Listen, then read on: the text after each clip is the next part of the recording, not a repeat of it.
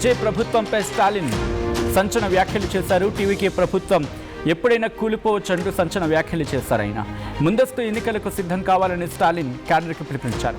ముందస్తు ఎన్నికల్లో డీఎంకే ఖచ్చితంగా విజయం సాధిస్తుందంటూ ధైర్యాన్ని నమ్మకాన్ని వెలుబుచ్చారు స్టాలిన్.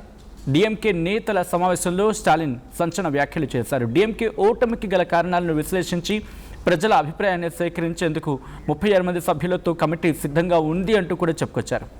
ఇంట్రెస్టింగ్ డెవలప్మెంట్ ఏంటంటే డీఎంకే ఆ మాట అనడానికి కారణం ఒక్కసారి ఇక్కడ కాస్త అనలైజ్ చేసే ప్రయత్నం చేస్తే, ఎందుకంటే ఇక్కడ ఒక నిగూఢమైన వ్యాఖ్యలు అంటూ ఉంటాం కదా, లేకపోతే అంతర్లీనంగా. గత కొద్ది రోజుల క్రితం ఎంకే స్టాలిన్ ఒక మాట అన్నారు, ఈ ప్రభుత్వానికి 6 నెలల సమయం ఇస్తామని చెప్పి. ఇక్కడ 2 రకాలుగా అర్థం చేసుకోవచ్చు. ఎందుకంటే ఒకసారి విశ్వాస పరీక్ష నెగ్గిన తర్వాత 6 నెలల సమయం ఉంటుంది, మధ్యలో మళ్ళీ వెళ్తానంటే నేను చేయలేక. Correct me if I'm wrong. దాంతోపాటు ఇంతవరకు ఎందుకంటే మీకు కరెక్ట్గా చూస్తే విజయ్ గవర్నమెంట్ ఫామ్ అయ్యే ముందు స్టాలిన్ అలాగే అంటే డిఎంకేతో పాటు ఏఐడిఎంకే రెండూ కలిసి ప్రభుత్వాన్ని ఫామ్ చేయొచ్చు అన్నప్పుడు ఒక్క రకంగా పెద్ద ఎత్తున నిరసన వినిపించింది, లేకపోతే యాక్సెప్టెన్సీ కనిపించలేదు. ఎలా ఆహ్వానిస్తారు ప్రజలు?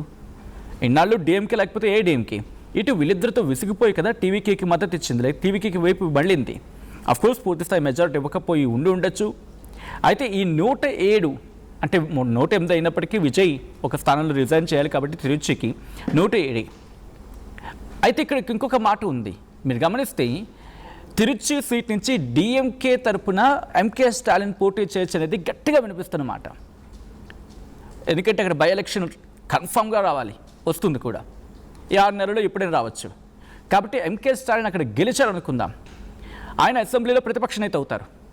అయిన తర్వాత విజయ్ మీద ఇంకా ఇంపాక్ట్ పడుతుంది. ఉదయనిధి స్టాలిన్ ప్రస్తుతం డిఎంకే నుంచి ప్రతిపక్ష నేతగా ఉన్నారు.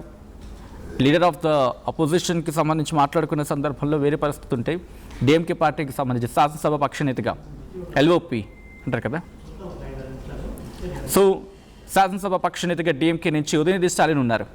సో తిరుచి నుంచి స్టాలిన్ గెలిచారనుకోండి, ఇంకా వాళ్ళలో ఇంకా బూస్టప్ ఇస్తుంది.